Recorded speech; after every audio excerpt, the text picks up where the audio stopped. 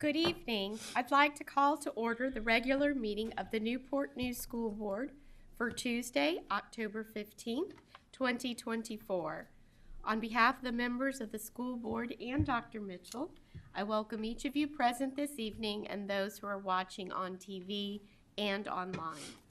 A quorum is present to transact the business of the school division.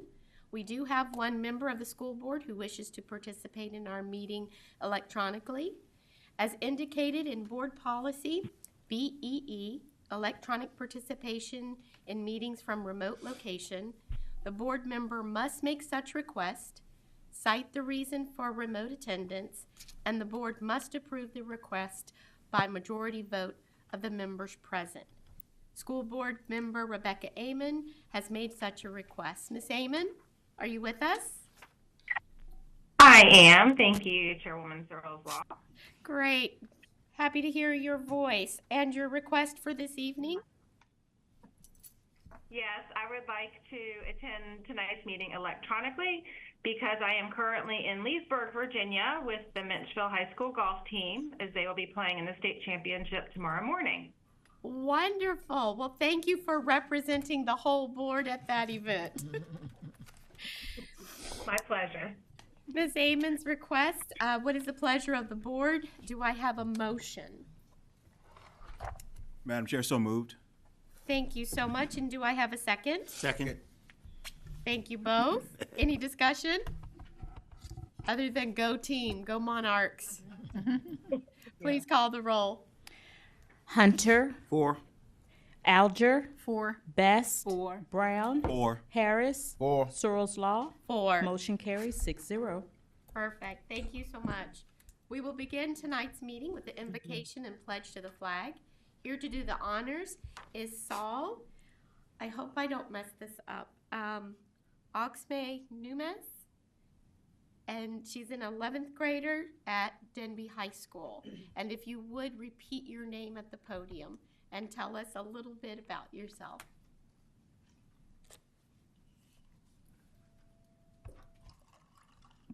So my name is Sol Axu Nunez. I am from Denby High School.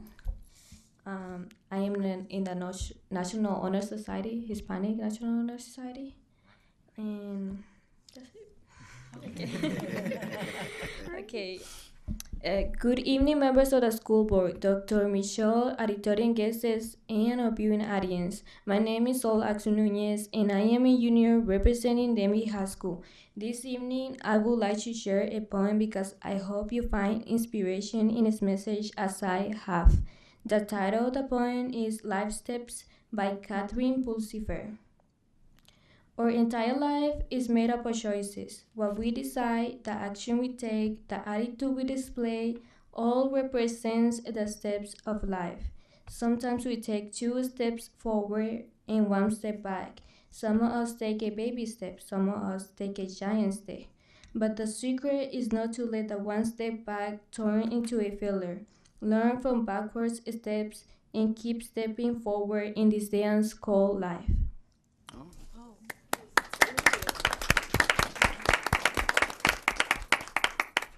Now please stand for the Pledge of Allegiance.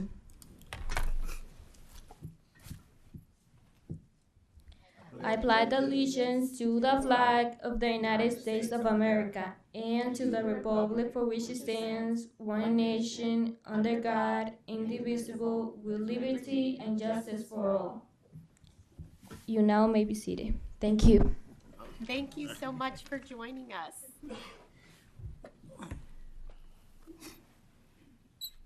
And do you have family with you today? Hi, Mom. Thank you so much for entrusting her to Newport News Public Schools. She's such a shining star. We're glad you're here tonight. The next item on tonight's agenda are school board recognitions. So Dr. Mitchell, if you would join me at the podium.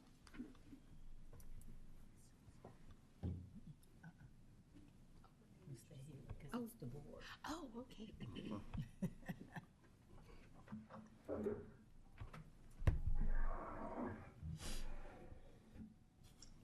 Good evening. Tonight I have the pleasure of presenting this month's honorees, which happens to be the Newport News Public School Board. Training and development are top priorities for the Newport News School Board.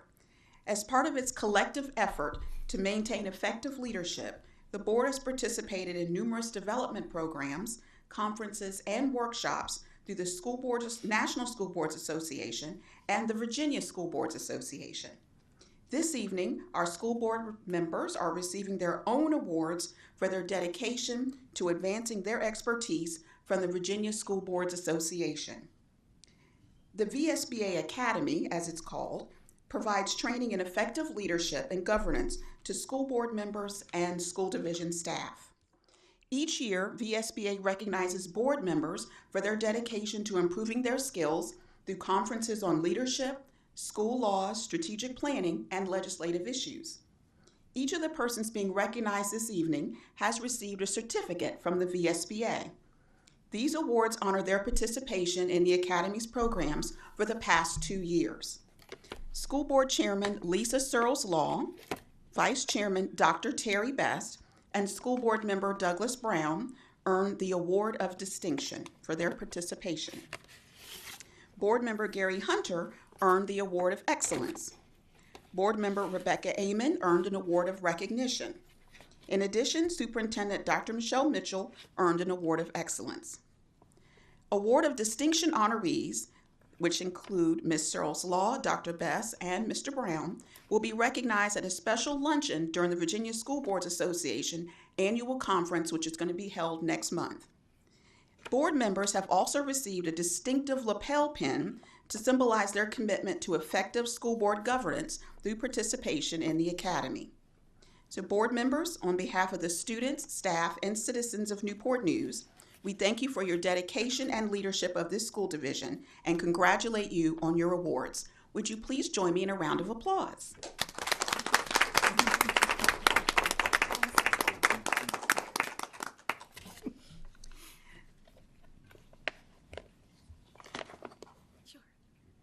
Right. At this time, we're going to take about a 7-minute break.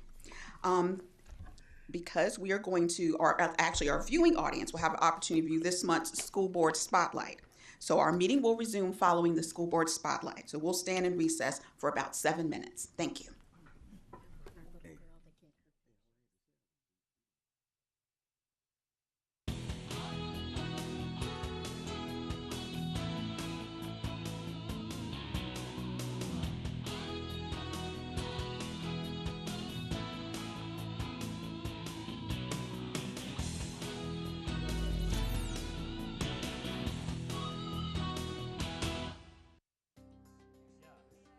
During the waning summer weeks, NNPS teachers were invited to explore innovative teaching strategies to unlock their potential at the 6th Annual Innovate Conference, held at Woodside High School. Organized by the Department of Teaching and Learning, the Innovate Conference offered a dynamic learning environment where educators could exchange ideas, learn new strategies, and become a catalyst for positive change in their schools. Over 450 educators attended, with the opportunity to attend up to 4 educational sessions from 120 unique offerings. Presenters included NNPS staff, school leaders, local partners, business representatives, and world-renowned educators. In between sessions, educators toured a myriad of educational technologies and resources at the Innovation Station, offering teachers hands-on demonstrations and practical ideas for utilizing these tools in the classroom. And at the STEM Showcase, educators engaged with NNPS students who shared how STEM activities make learning fun while also bolstering critical thinking, creativity, and collaboration. For attending the conference, teachers earned 5 recertification points towards their teaching license.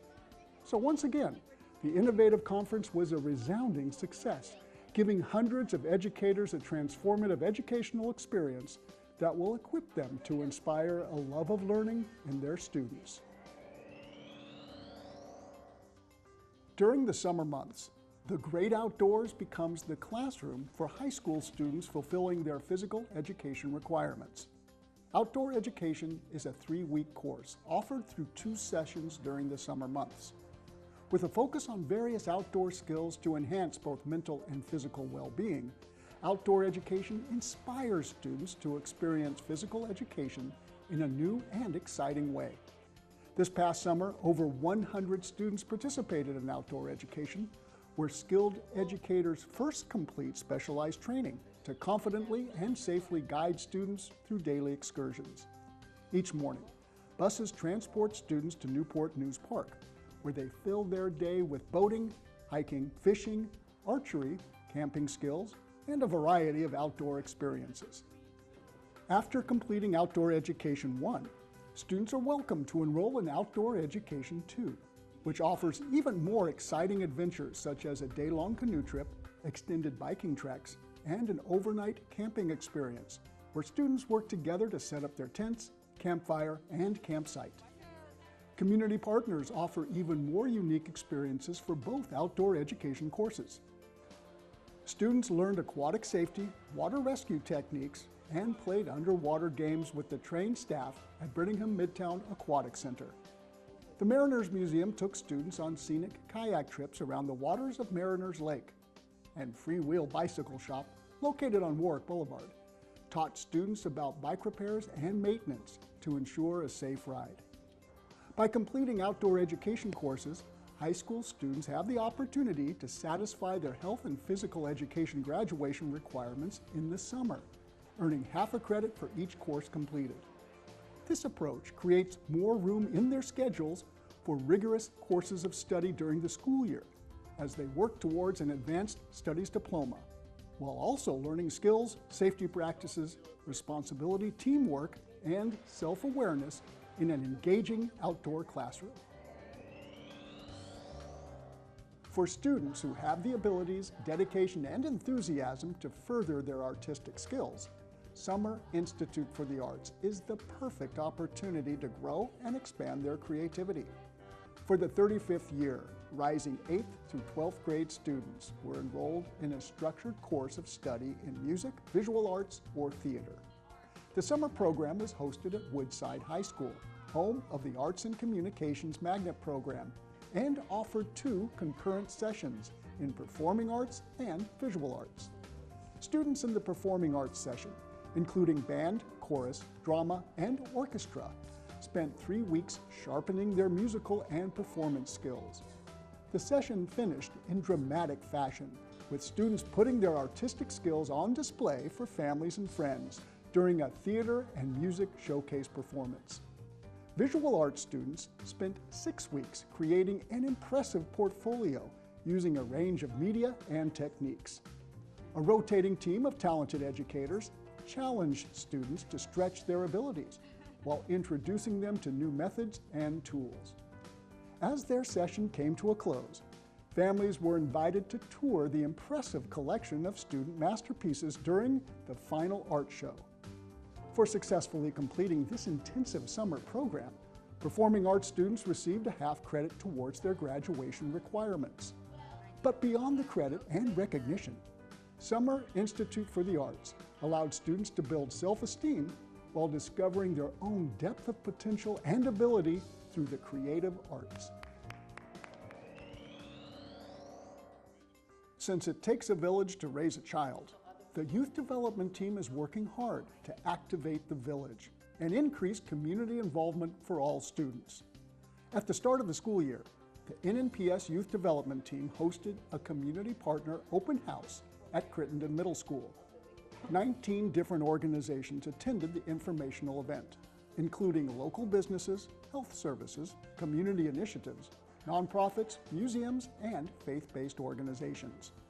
During the presentation, the Youth Development Team, which includes family and community engagement specialists, outlined the importance of community partnerships with Newport News Public Schools and the benefits for students in the form of providing mentorships and career experiences, improving mental health, leading clubs, or sponsoring unique learning activities. Thomas Turner, a senior at Heritage High School, shared his personal story of growth and achievement through his involvement with My Brother's Keeper mentoring program. By supporting public education, these caring organizations play a huge role in supporting classroom teachers, empowering families, and offering a nurturing adult in the lives of our students. As a result of this open dialogue, new initiatives are already being planned for this school year, including financial literacy workshops for parents, civic engagement training for high school students, and small groups to strengthen families. In Newport News Public Schools, magnet and specialty programs are available to elementary, middle, and high school students to offer customized learning experiences as students become college, career, and citizen ready. On October 21st, Newport News Public Schools invites all families to discover programs that empower your future at the Magnet and Specialty Programs Preview Night. Environmental science, performing arts, aviation, health sciences, maritime engineering, and STEM are just a few of the magnet and specialty programs offered across Newport News Public Schools. Visit Gildersleeve Middle School anytime between 5:30 and 7 p.m. to browse the variety of options, talk directly with staff and students, and learn how magnet and specialty programs can help your students find joy in learning as they explore career options and empower themselves for a bright future.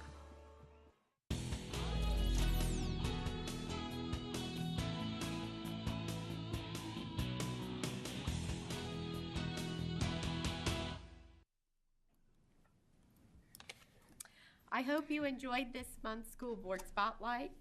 During our regular meetings, we provide time for the public to address the school board. These opportunities are scheduled in the early part of our agenda and towards the end of the meeting. As advertised, citizens may submit comments via email up to 30 minutes prior to our meeting time to be included in the official meeting record. For those of you joining us in person, the board considers this an opportunity to listen to your comments. Please understand that we will consider your concerns. We ask that you comply with our 3-minute time limit. As you begin your comments, a green light will come on, a yellow light signals that you have 30 seconds remaining, and a red light and beep indicates your time is up. As your name is called, please come forward. Michelle Nordine. Here she is, our PTA president.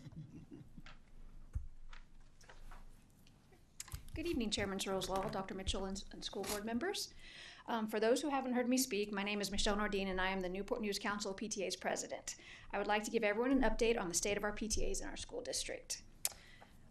Council's second membership challenge Call to Membership is running through February 29th, 2025. The PTA at each level with the most PTA members with a well, that didn't work out, sorry. This challenge runs through February 28th, 2025. The PTA at each level with the highest percentage of PTA members will receive a monetary reward from Council at our April general membership meeting. As of this morning, we have 1,940 PTA members in the school district. This is a decrease of a little over 4,400 members from last year. Our PTAs need your help. PTA's mission is to make every child's potential a reality by engaging and empowering families and communities to advocate for all children. If you support our mission, please join a PTA in your community. You do not need to have a child in a Newport News school to join a PTA. You do not need to volunteer at PTA events. We would greatly appreciate it if you could volunteer, but we understand not everyone can. This is why we want to let you know that by becoming a PTA member, your once-a-year payment of your dues will help children in our district at the local, state, and national level as we advocate for school quality, health and safety, and infrastructure. Please visit Newport News Council PTA's Facebook page and use the link found at the top of our featured post to join as a parent, a grandparent, teacher, staff, or as a community member. Your support will be greatly appreciated. Thank you. Thank you so much. Next, we have Jim Batterson, and the board welcomes a past board member and chair, so we're delighted to have you with us tonight. Nice to be back. Thank you. Let's see. Superintendent, just take one and pass it. Absolutely. Here.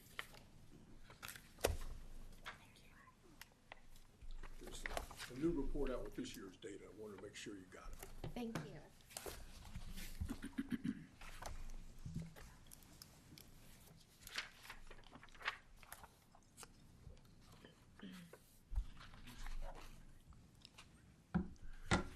Good evening. I'm Jim Batterson, a resident of Newport News, Newport News Public School graduate, a former Menchville High School teacher, and former chair of this board.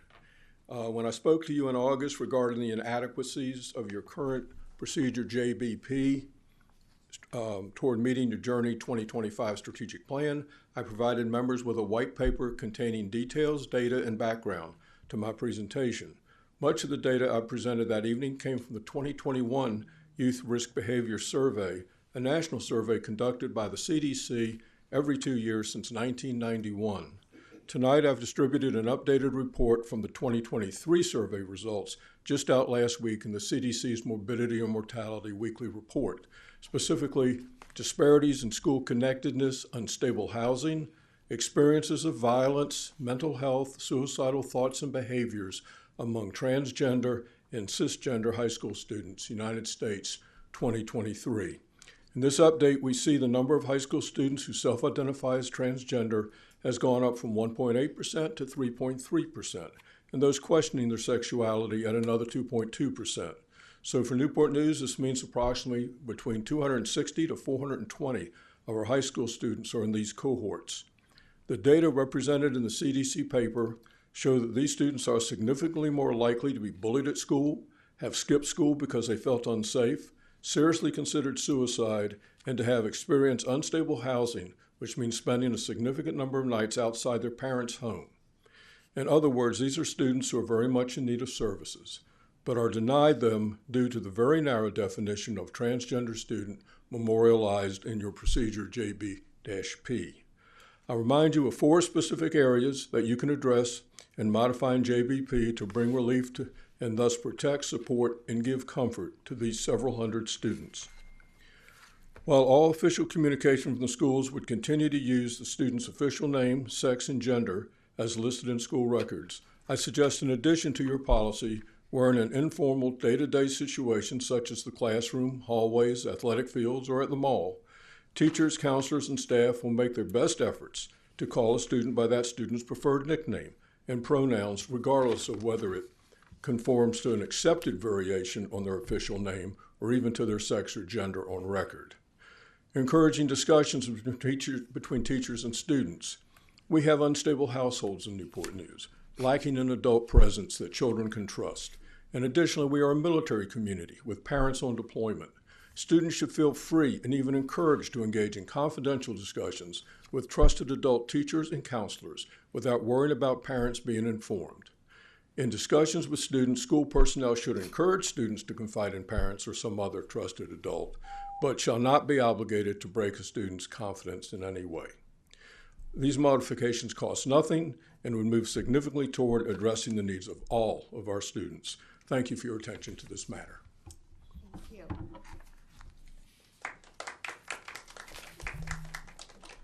Jane Martin.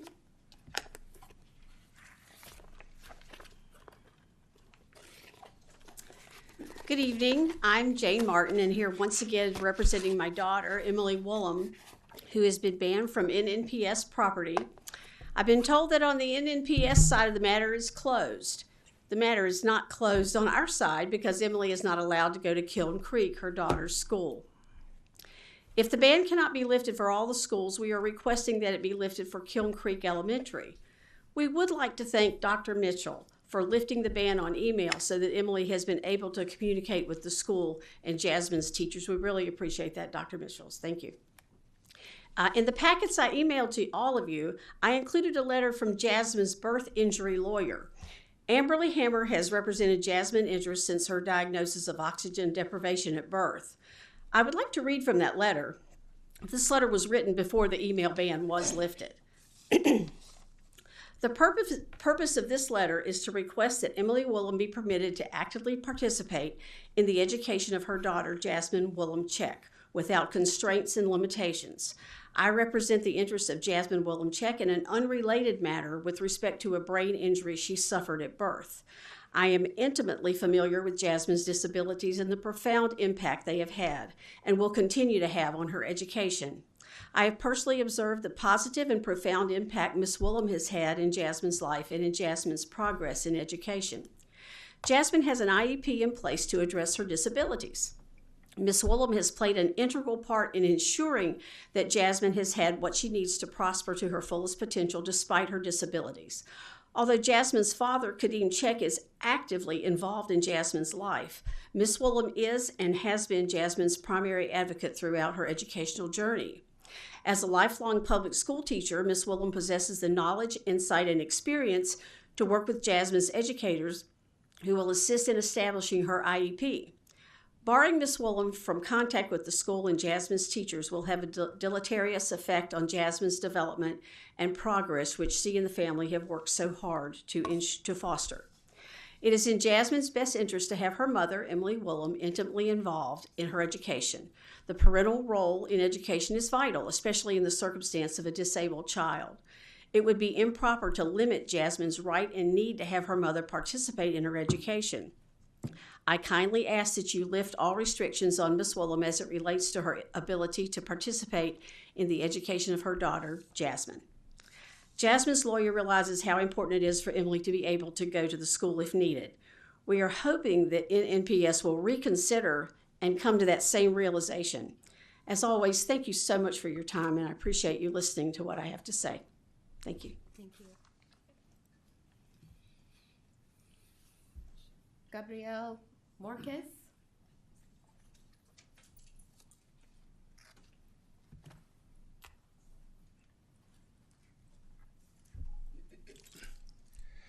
Yes, good evening to the board and to the Honorable Cheryl Sirs Law and all these good people. My name is Gabriel Marquez. I am speaking on behalf of the Tidewater chapter of the DSA. I'd like to remind the board that citizens are still greatly concerned about policy JBP and procedures JBP, or policy JB and procedure JBP, particularly with the upcoming elections. And I humbly ask that the board please prioritize addressing our collective concerns. Thank you for your time and your consideration. Thank you. Have a good night. Thank you. Eric Barton.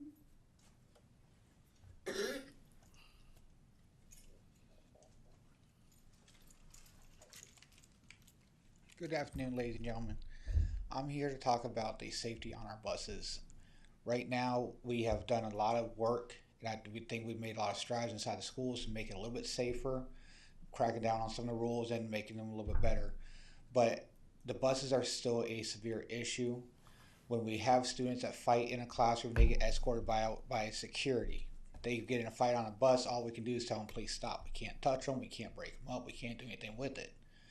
We ask for security sometimes. They don't want to come out to the buses. We'd be out there, we ask for the police.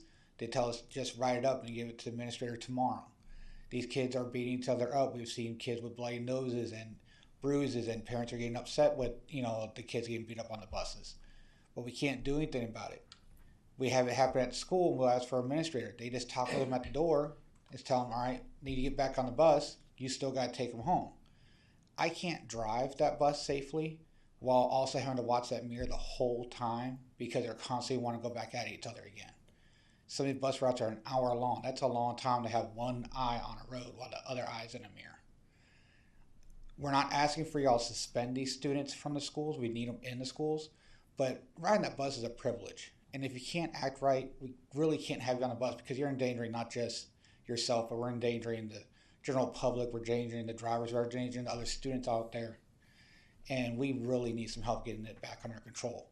Right now, it's solely up to the administrators. The transportation supervisors can only document it and send it to the administrators and hope that they make a judgment, but we have no control over it at all.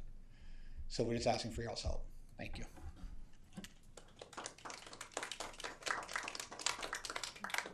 Nambia Dietrich.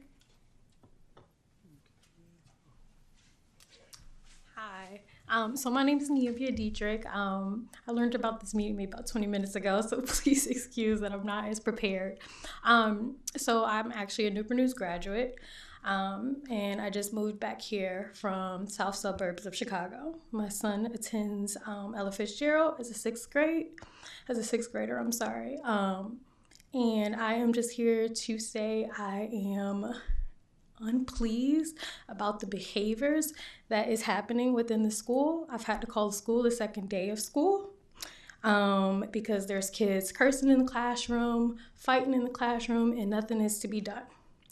I just had a situation where my son was on the bus and a kid, I'm going to say, attacked him. I let Dr. Ransom know.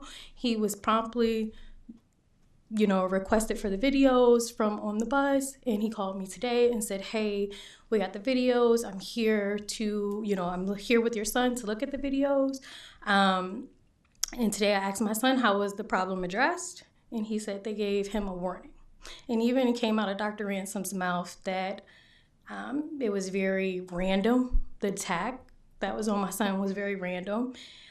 So I'm just kind of here, what can we do about it in the behaviors that's happening in the school? Because as Eric said, it's unacceptable and it's unsafe. And I'm not very happy that kids are just putting their hands on my son for no reason.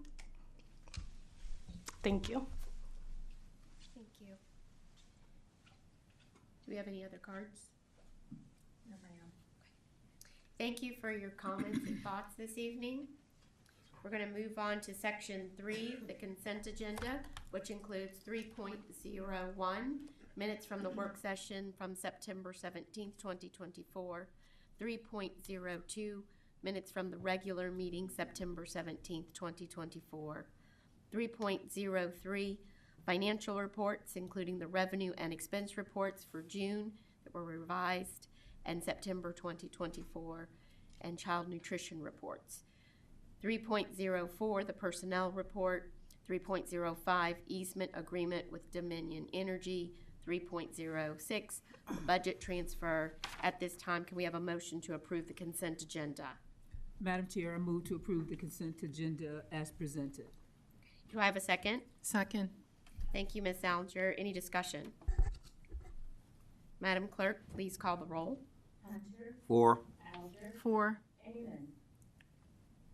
Four. Four. Four. Four. Searles Law. 4. Motion passes 7-0. Thank you.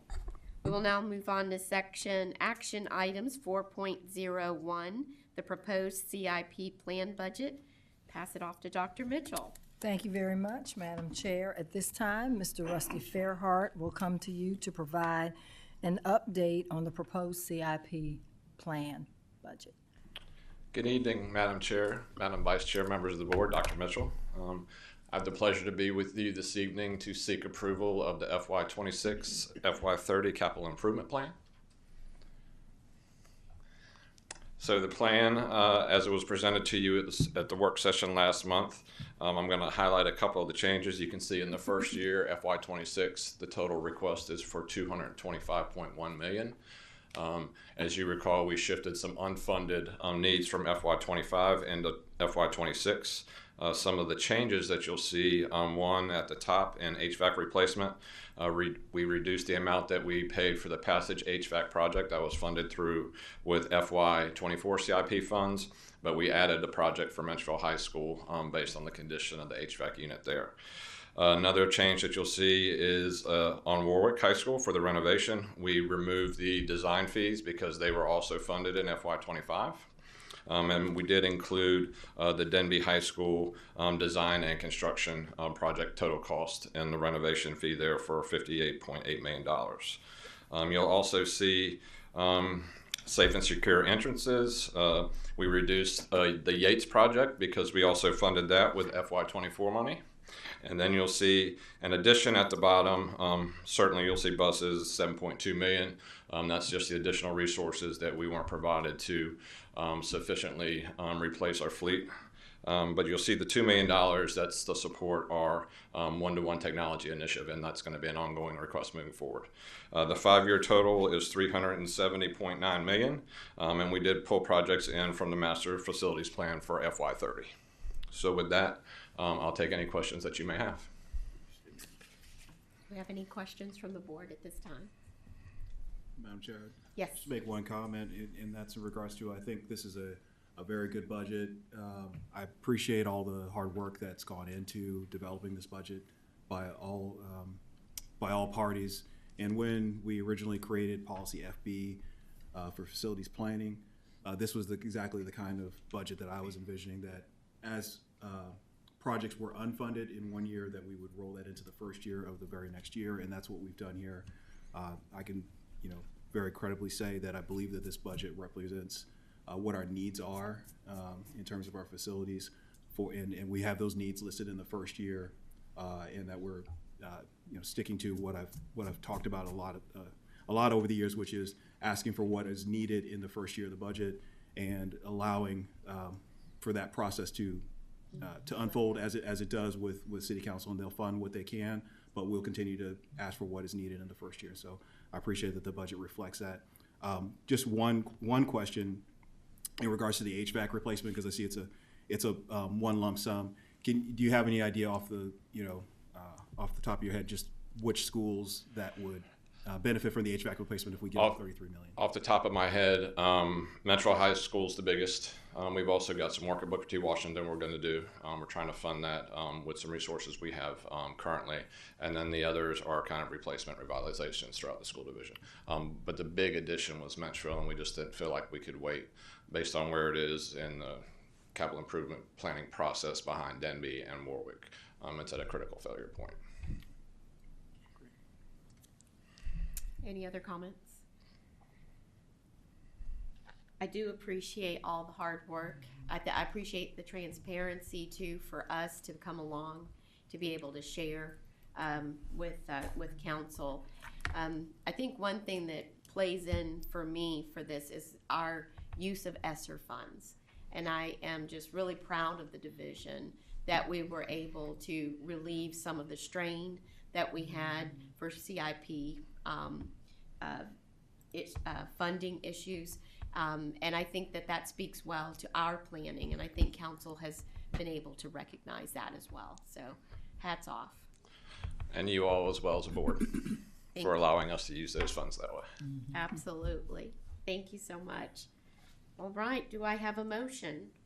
Yes, Madam Chair, I move to approve the FY 2026 to FY 2030 proposed capital improvement plan as presented. Okay, do I have a second? Second. Thank you, Mr. Harris. Any discussion? Madam Clerk, please call the roll. Hunter. 4. Alger. 4. Amon. 4. Best. 4. Brown. 4. Harris. 4. Searles Law. 4. Motion passes 7-0. Great. Thank you. Thank you. You're welcome. So we will move on to Section 5, Reports and Information. We have 5.01, our new and revised policies. Dr. Mitchell.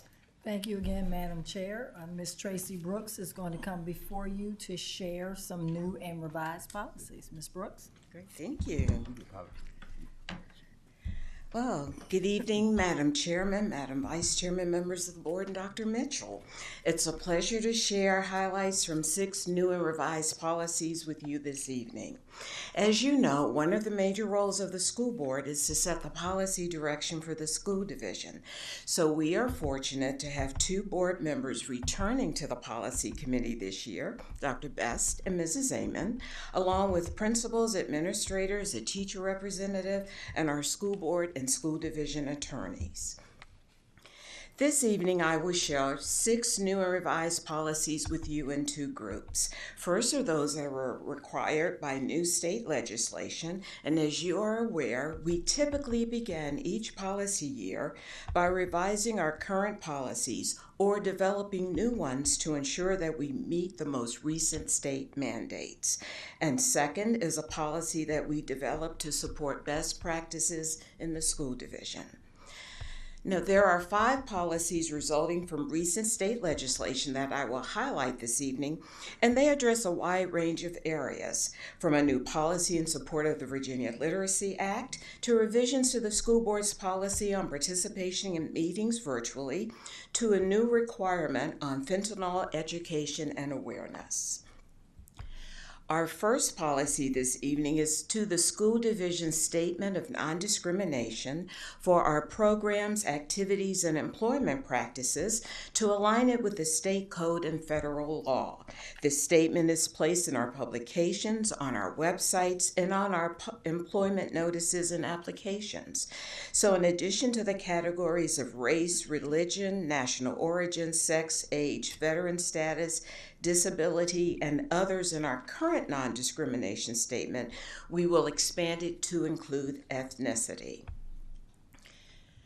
The Virginia Literacy Act, which became effective for this current school year, requires the school board to adopt a division-wide literacy plan for pre-kindergarten through the 8th grade as a part of the school division's comprehensive educational program. And as you may recall, this board approved the school division's literacy plan at your meeting this past June. So our new policy reflects the alignment of our literacy plan with the Virginia Literacy Act, and in keeping with the Act, the literacy plan will be posted on our website and will be updated as needed. Now, our next policy was revised to include state law that currently allows school board members to participate in meetings virtually, as we are doing this evening, instead of attending in person when certain conditions are met. There are 2 new provisions for school board members requesting to participate remotely for the purpose of determining a quorum. Now, if a school board member is a person with a disability or a caregiver as defined in the state code, then the board member's remote participation in the meeting will count towards the board's quorum as if the individual was physically present. School board members attending the meeting must continue to vote on each member's request to attend virtually, and the votes must be recorded in the minutes of the meeting. Now, currently, we have a policy that requires the school division to provide instruction to students on the use and misuse of alcohol, tobacco, other drugs, and gambling. We revised the policy to include the new state requirement for school divisions to provide information on fentanyl education and awareness developed by the Virginia Department of Education to each student in grades 9 through 12 within the first 2 weeks of school. So to meet this requirement, our school division disseminated the information to our high school students within the designated time frame. Now, this last policy resulting from state legislation is on internet privacy and includes the school board's commitment to comply with the Government Data Collection and Dissemination Practices Act. It requires the school board to adopt a policy on the information that school divisions collect and store automatically on our website. Our policy also states that the information collected about visits to our website is not used to personally identify individuals. Instead, the information is used to ensure that our website is useful by monitoring the amount of traffic visiting the website and the type of information searched for most often. The school division is also required to state whether or not we use cookies on our website. So our policy states that our website does not place any cookies on school division computers to remember information about users' visits to the site. The last policy that I will share with you this evening is not required by state law to be in school board policy, but is new and works to support best practices in the school division. The new policy provides guidance to employees on their use of social media. We recognize that many of our employees use social media, and this new policy guidance applies when using a personal device or one provided by the school division. The proposed policy emphasizes that the guidelines for functioning in an electronic world are the same as standards stipulated in our current policy on staff conduct and in our technology acceptable use procedure.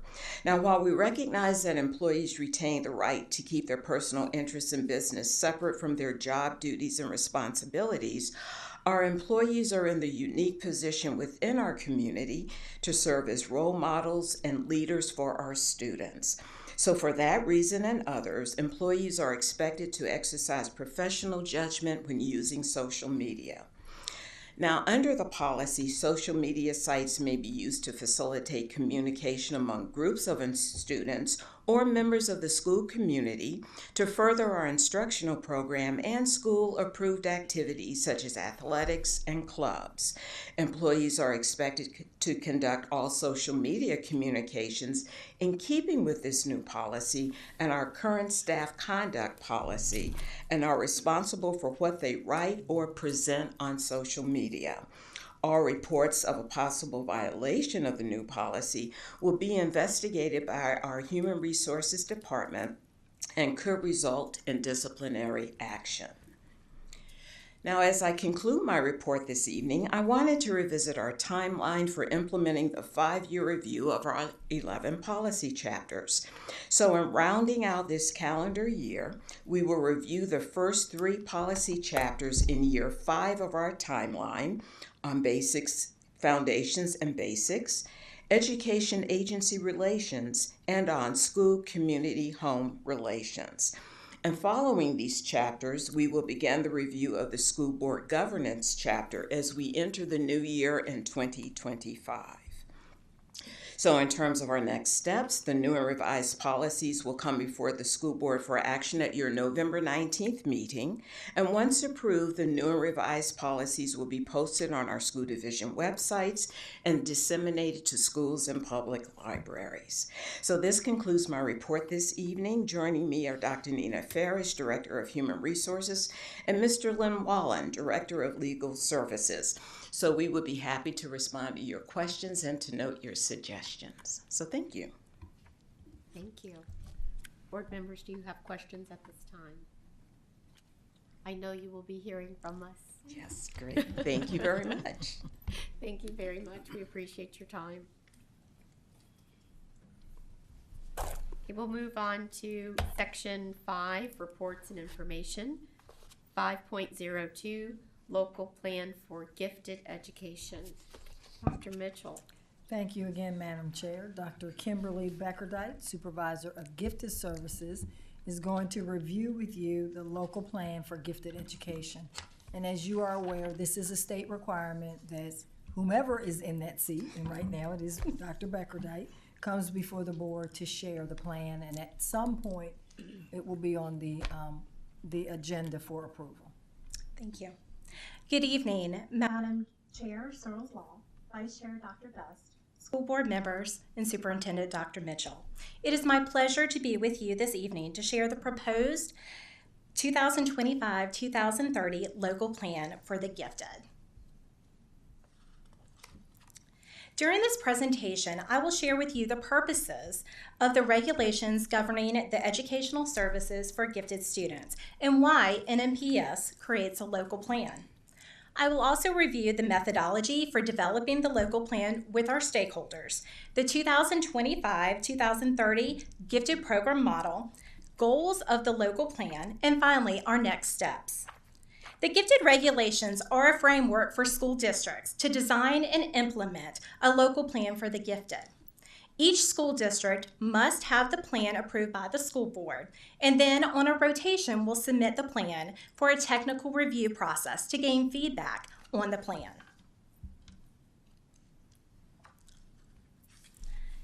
After our technical review of our current local plan, feedback was shared with various stakeholder groups, including our families, students, teachers, administrators, and senior staff. We solicited feedback on the current plan. We identified gaps and sought recommendations from our stakeholders. We also began drafting goals for the plan's revision. Based on the feedback from the committee, we expanded the elementary gifted program from 16 gifted sites to every elementary school offering the gifted program for eligible students. The committee completed a literature review of other districts' local plans for the gifted. We wanted to see the program models, the implementation, and the best practices used in our surrounding areas. Again, based on feedback from the committee, we expanded the middle school gifted program from 4 gifted centers to all middle schools offering the gifted program for qualified students. The committee then began to revise the plan and sought input from our stakeholders. Once the plan was developed, we then had the local plan committee sessions held with various stakeholder groups, which are listed on the slide. On the screen, you will see the proposed gifted services program model. One recommended change from the group was at the elementary K-2 level. While in the past we have offered the primary gifted program, or PTAG, for only qualified students, the committee recommended that we move to a talent development program. As part of this model, we have renamed the K-1 program to the Explore program, which includes a push-in and pull-out or whole group lessons focused with the goal of developing talent and a talent pipeline for the 2nd grade gifted program. Under this model, we will work with all kindergarten and 1st grade classes to front-load skills and to build capacity, not only in our students, but also our teachers. Another change was the name for the grade 2 program to the Expedition program, which enriches the learning experience and sets the foundation for grades 3 through 5 cluster gifted program. In grades 3 through 8, we now have the full-time gifted cluster model at every one of our elementary and middle schools. And these programs provide a seamless transition from elementary to middle school, and then from middle school to high school, with gifted program options available at all levels. At the high school level, we have honors, AP, IB, dual enrollment, the Governor's School for Science and Technology, early college, magnet, and specialty programs. Now I would like to share a little bit more with you about our Explore program.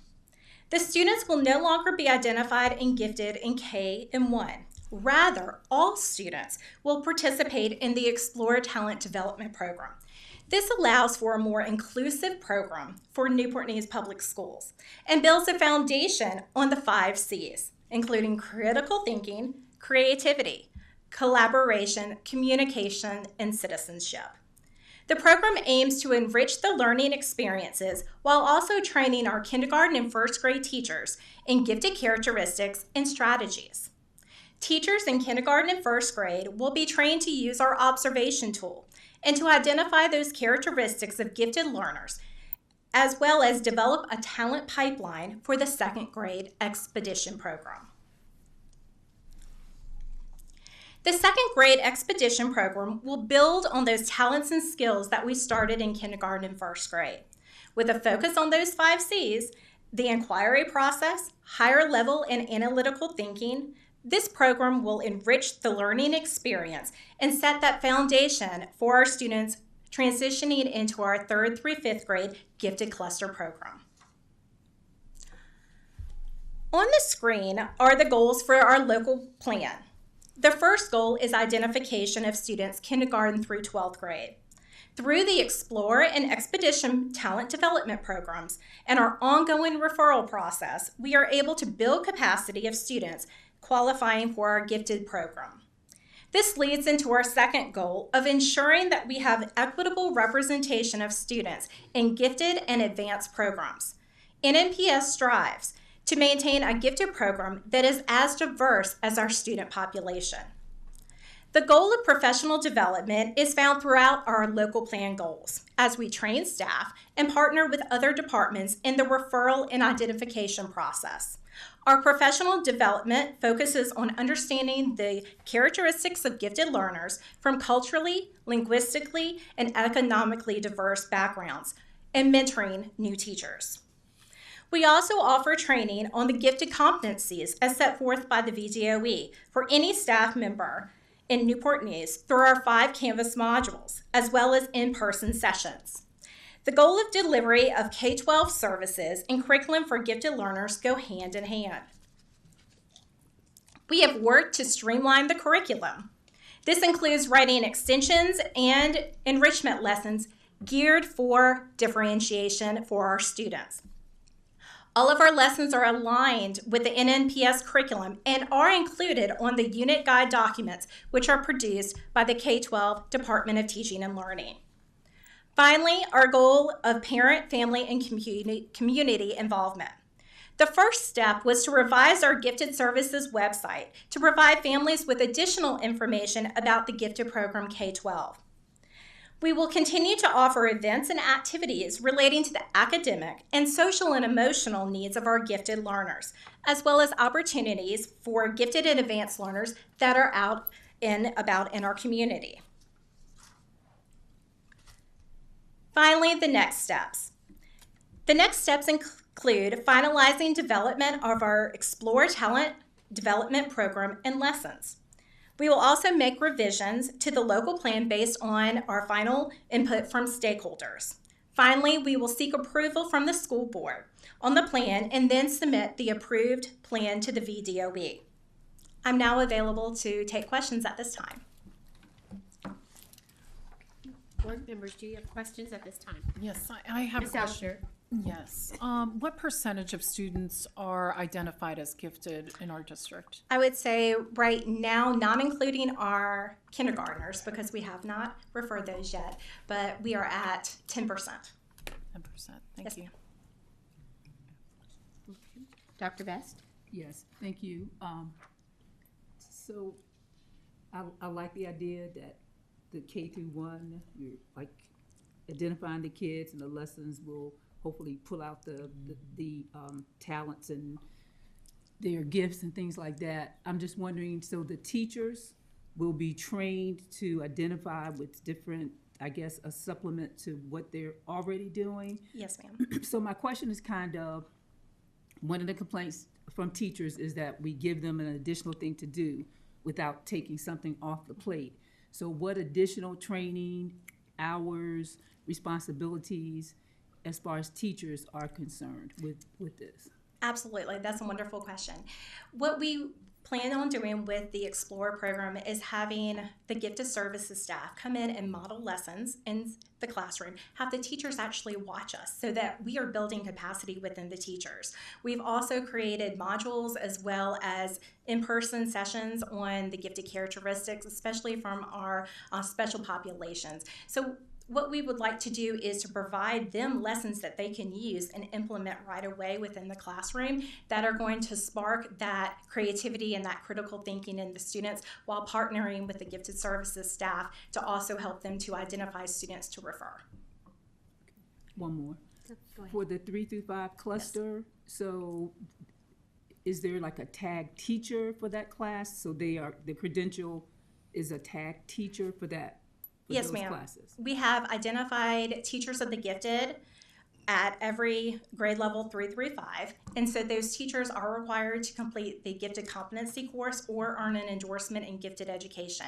The Gifted Competency courses are a module based on what the VDOE says that teachers of the gifted need to have on characteristics, social, emotional, curricular models and differentiation, questioning, special populations, and twice exceptional students. Thank you. Thank you. Mr. Brown. Well, I'm going to say thank you. This is the redesign of the program that I've longed for and argued for, and I really appreciate this new look at it, that we're giving every student an opportunity to be part of the gifted program at every school. Yes. And that's really a game changer to me, and I think that that's going to be wonderful when we're building capacity even at the lowest levels to go all the way forward. So I'm really excited about what our gifted program is going to do for students and what it would have even meant for my children, because this was what I wish was in place when I was going through that process. And then just along with that, I think as a parent, there's probably going to need to be a lot of education, because now the system is completely different than when I was arguing for my own child to try to get into gifted education, right, years prior. So are there some seminars and some dates that you have planned for parents and some areas on the website where they can go and look at videos and things of that nature so they can get educated on how do I make sure that my child gets identified if that's something that I want for my child? Absolutely, and you're already ahead of us. So we redesigned our website to include a family section. And so we are constantly putting up information for our families. We already have some referral information, some characteristics, and then should this be approved, then we will go ahead and roll out our family and community engagement piece. I'm anticipating both in-person and Zoom webinars to hit everybody that we need to come. And then we're also going to have information on our website, and then we'll have information go home with families. And then one other question, just for a family like mine, where the student doesn't originally get identified as gifted. Mm-hmm. What does that process look like? So it's second grade, don't get the identification. Is there another opportunity in third grade, or is it something where potentially a parent has to appeal? Because previously there was like a window of opportunity. If you missed the window, then you couldn't get into the gifted program. So now, can you describe some of the windows of opportunity that are going to be there for families? Absolutely, and our windows are posted on our website and included in the plan. We basically test from August all the way till June, and we start again in July. And so we do have an open referral policy. We do have select windows, just because it's easier on my staff to be able to go out and to test the students. But for example, military, new to the system, we test them immediately. And if a student doesn't qualify in second grade, they always have the opportunity to be referred again going into third grade, and then we try and pick up those students again in fourth grade. And anyone can refer a student. Okay, so it is as simple as the parent can email their teacher or their administrator over the summer, going into third grade, and say, hey, I'd like the opportunity for them to get tested again. Absolutely, and I always encourage parents to reach out to me as well so that I can go ahead and schedule the testing. All right, thank you. Thank you. Yeah, and I want. Yes, Mr. Verde. Hi. Hello. So I was just wondering, for the higher level programs, higher in age, like high school programs, is there anything being done to advertise those to middle school students? Because at the moment, I know that, for example, the Governor's School for Science and Technology, not many eligible sophomores know about that, and so a lot of people know that they missed that opportunity, and they would have liked to have been informed of it. So that is a great question. And what we're currently trying to do is to overhaul our outreach program for all of our advanced and specialty and magnet programs. We have something on October 21st that we're talking about as well. But specifically for the Governor's School for Science and Technology, I actually look at the students who were in our pre-admission series, and I make personal phone calls to families to encourage them to go ahead and to apply. And then I also work with the counselors, but we're always working on our outreach to our families to make sure that they are aware of everything that's possible. All right, thank you. Thank you. Great questions. Yeah, and Yes, I Ms. just want to add to that too, expanding the IB program as well and doing what we can to increase the numbers. And I just looked through the website. I love the handbook and all that you have here. You could see that the updates really look great. Thank you so great much. job. It's a team effort. Yes, thank you. And Dr. Beckerdite, I would say that we have a very good problem in Newport News. We have so many options. That is part of the challenge as to why we may not have a lot of students in a particular program, because students have lots of options. We do. Especially in high school. Yes. Thank you. Okay. Anything else, board members? This is exciting. Thank you so much. Oh, Dr. Rogers, yes. I wanted to answer Mr. Verdi's, is that pronounce your name right, Verdi? Yes. His question a little more directly. This coming Monday, October 21st at 5:30 p.m. at Gildersleeve Middle School, we're having a Magnet and Academies programs preview night for all families to come and see all of the advanced level programming that we have to offer. So I invite you and all other families to come out. Gildersleeve Middle School from 5:30 to 7:30, is that accurate? I think it's on our 5:30, It is. It's there, but that'll be a great opportunity, first opportunity for students to take a look at the advanced level programming that we have. And Okay. it is a drop-in. You don't have to Yes, stay you there have to that schedule, entire time. drop in, and you get some additional information about the open houses for specialized programs. Okay. All right, thank you so much. Sure. Okay, continuing with reports and information, 5.03 attendance report, 5.04 membership report, 5.05 the construction report. Board members, you have received a copy of this report. Are there any questions at this time? Hearing none, we'll move on to item 5.06, comments by the superintendent. Dr. Mitchell. Thank you very much, Madam Chair. I want to start my comments first by thanking Mr. Douglas Brown, because he grabbed me maybe last year, maybe a little bit the year before, and introduced me to Wallops Island, which I knew nothing about. I did have the opportunity to talk with one of our supervisors, Ms. Tammy Byron, as well as Elizabeth Jackson, who is our grant writer. And we are happy to say that Newport News Public Schools has been awarded a Department of Defense Education Activity Grant for $2 million for STEM education. We're really excited about that. The funding is part of the Mission STEM Initiative, and it will provide learning opportunities for students in 12 schools, elementary through high school.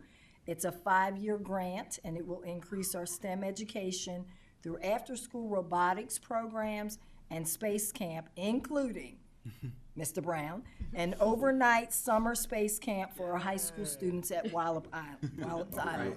So thank you, Mr. Brown. I will say he was a little bit relentless.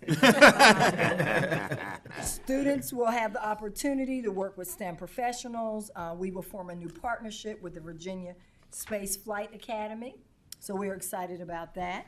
Additionally, short films created by our students will debut at the Next Generation Storytellers Film Festival this weekend at the Ferguson Center for the Arts, right down the street at CNU. 11 short films will be shown. Out of the 11, 6 of which our students wrote, produced, and starred in. The matinee film screening on October 19th and 20th are free and open to the public, so we encourage the public to come out and support our students. Please visit our website for tickets. The film festival weekend will also feature 2 evening red carpet events, a screening, as well as an awards ceremony. Newport News Public Schools partnered with Next Generation Storytellers to bring industry professionals and the movie-making experience to our students from start to finish. Our Family Empowerment Series will kick off with a forum called Your Mental Health Matters. Make it a priority. This will be held Thursday, October 17th from 5:30 p.m. to 8:30 p.m. at Heritage High School. The event is free and open to everyone. Forum attendees will enjoy dinner and experience a resource fair with service providers and a panel discussion which will be led by our students and school and community leaders. We also want to invite you to the Marching Band Expo on October 17th, which is this coming Thursday, I believe, at Todd Stadium at 6:30. The event is free, so this will be a great night for a family. It will feature musicians from each high school band, and they will be accompanied by 8th grade band students from every middle school, as well as our elementary school drum lines. We do have 2 elementary drum lines. Please come out and support our student musicians and see why our school division, once again, has been designated as one of the best communities for music education. Students, families, and members of our school community are also invited to attend, as Dr. Rogers pointed out, our first Magnet and Specialty Programs Preview Night on Monday, October 21st, held right down the street at Gildersleeve Middle School from 5:30 to 7 p.m. Join us, learn more about our distinctive educational programs from our administrators, teachers, and students. And I will just go on record and say I'm really proud that we have these programs. We were the first in the region to have specialty programs, academies, and magnet programs. October is STAND Month here in Newport News. STAND is a student-led initiative which challenges students to work together to create and maintain positive school cultures and discourage harassing behaviors. On October the 3rd, Stand Night was held right here at Todd Stadium. Hundreds of students signed an anti-bullying pledge before participating in the annual bullying prevention walk during halftime of the football game. Board members and I both enjoyed participating in this annual event. Families and staff, this is National Principals Month. We want to thank our principals for their leadership and commitment to our students, families, and staff. We appreciate your dedication, your vision, and the countless hours you invest in our school communities. And finally, October is Disability History and Awareness Month. This is a time to recognize and celebrate the contributions of history of individuals with disabilities and increase public awareness and the rights of individuals with disabilities. And as Mr. Hunter always says, great things are happening in Newport News, and this concludes my comments, Madam Chair. Wonderful. Thank you. Those are exciting. Lots of things. Okay, let's see here. Do we have any other cards this evening? No cards. So now we will have a moment to hear matters by the school board. We'll begin with our student rep, Mr. Verde.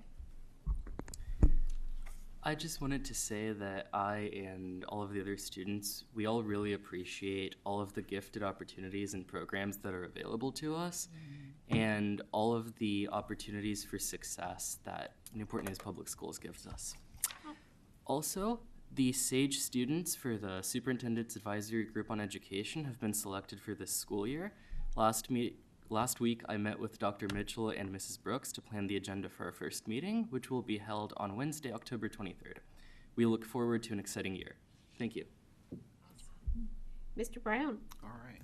Well, yeah, really exciting night. I think a lot of very positive things happening, especially in our gifted program. I'm really excited about that. Really excited about the program there and what the new design is going to mean for all of our students, the opportunities that and the doors that it will open up for all of our students to get a chance to be recognized as gifted, because we do have a significant gifted population, and we want to make sure that all of the students get an opportunity to be recognized. And I think that this new program and the new redesign is really going to facilitate that. Also very excited about Wallops Island.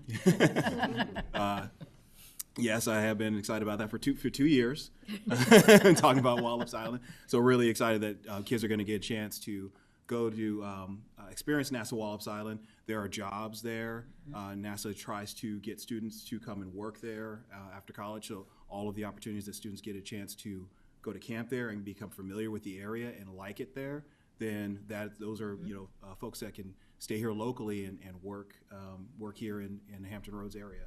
So those are, I think, a great opportunity, great STEM jobs that are available to students, and it's a win-win as far as students getting a chance to learn about science over the summer. So really excited about that. Of course, very excited about next month is going to be our VSBA annual conference.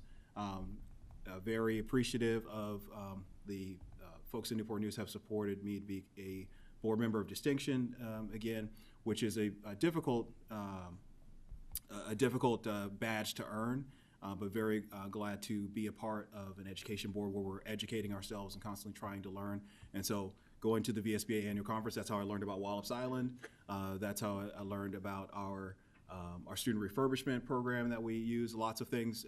I try to make sure that every time I go, bring something back to the school division that's going to benefit students. And this year will be no different.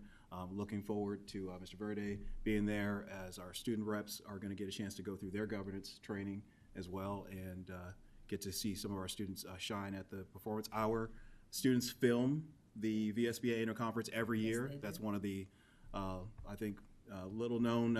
It's a badly kept secret. We should make more of a deal out of that, because we are the one school division that is tasked every single year. We get the gig of filming the entire VSBA annual conference, and it's filmed by our students in our telecommunication department. So hats off to Mr. Price and the work that those students do.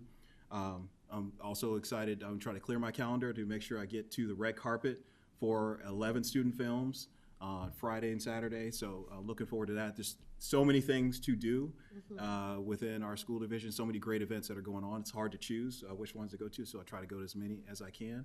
And I hope everyone has a happy Thanksgiving by the next time we see you all.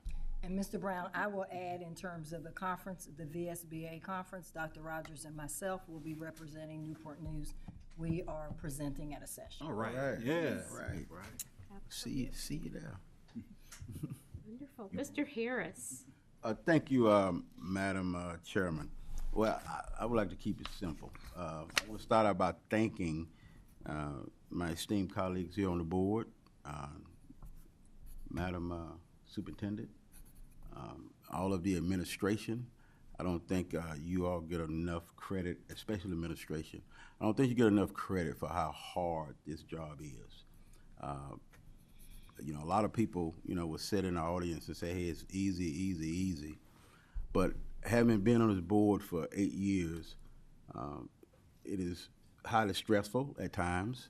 The last 5 years has been pretty difficult.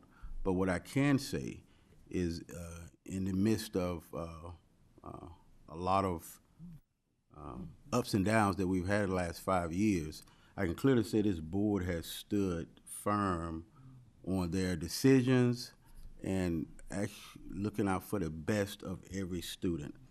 Now, it's difficult to do, but we have been a board that has been able to argue in the back room, get highly contentious at times, but people have came forth, still to support this school division. We see a lot of division from that side of the aisle. Tons of emails, hate emails every day, or things of this nature that you would be just completely, you're unaware of. But it is a tough job, and I just want to thank you all for all that you do, and all that the administration do and continue to do. Appreciate you. Thank you. Thank you, Mr. Harris. Mrs. Alger. I've been out to visit schools, and I am so excited about the fact that no matter what school I went to, you could see the instructional goals were the same for various grade levels. A lot of language-rich instructional charts. And it was really wonderful. The buildings look great. You could tell the head custodians are working hard, making sure they're maintaining the buildings, classrooms in order. So I'm just really excited. And we will continue to visit different buildings and continue to encourage folks as we, go through the year. First quarter is about to, head up, and it gets a little tougher. And that's the time we have to be even more positive and more encouraging. So thank you all, and thank you for what you do. And a shout out to our principals for this month. Thank you. Wonderful. Mr. Hunter. Thank you, Madam Chairman. I usually don't say a lot, but today I will say something. You're up here looking at us as board members, and we're up here because of you. There's nothing more patriotic than going out and to vote. So to my 18-year-olders who are watching, who just turned 18, please go out and register. There's nothing more patriotic than casting your vote. It's so important no matter what party you're with. But this is what we do, training for leadership. You could not do anything more important in your life than going out and voting. Those who are in positions make the decisions of what type of education we get, where do we go to school, where do you live, all those things that, can you carry a phone, what can you wear to school, where can you live, what can we teach? Nothing more important than those parents, if you're looking, take that 18-year-older, make sure that 18-year-older goes and registers. Take them by the hand and vote. And I'll tell you, I have 2 daughters, and we've taken them to vote. From the time they were walking, they always went to the polls with us. You know, it's a culture. Voting is a culture. A culture. You know, and we have to make voting a culture instead of worrying about if I'm 18 or 22 years old and I'm 35 years old and I've never voted. You know, it's a culture. We have to turn voting in this country, and particularly in our school districts, we have to understand that voting is everything. One thing you get to do in this life, doesn't care if you got an education or not, but if you turn 18 years old and you're here, citizen, please, please go out and vote. Good message. Mrs. Amen, are you still with us? I believe you are.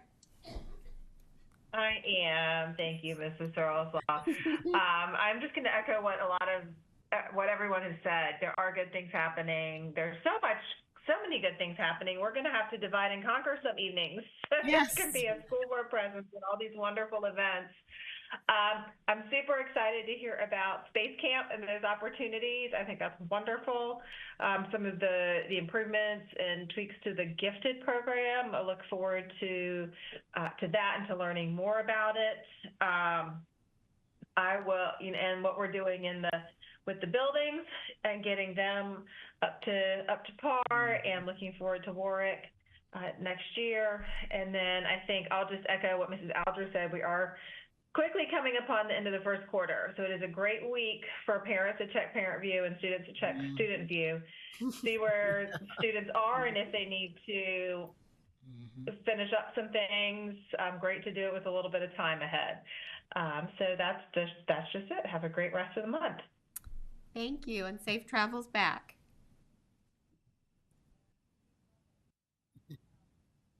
Thank you.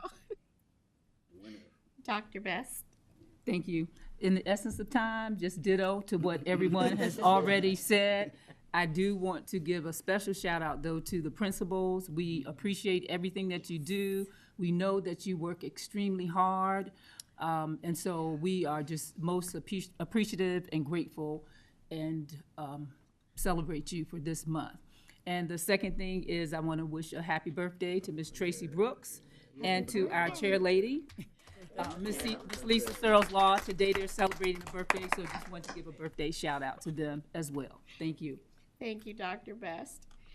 And I'm going to try to get us out of here before 8 o'clock. So the one thing that I'd like to add to the collective is I am so excited about the way our community embraces our schools and our students. And one event that we've had here recently was National Walk to School Day. And we got to spend some time shaking hands with the students coming in, and the mayor and AAA kicked off a really nice press conference on the event. And I think about how much we've, that we grow and we change, but some things stay the same. And it was such a joy to watch those students being walked to school, with their parents and brothers and sisters in strollers. Our community is embracing us. They're helping us get to where we need to go. So with that, I will adjourn this meeting. 8 o'clock.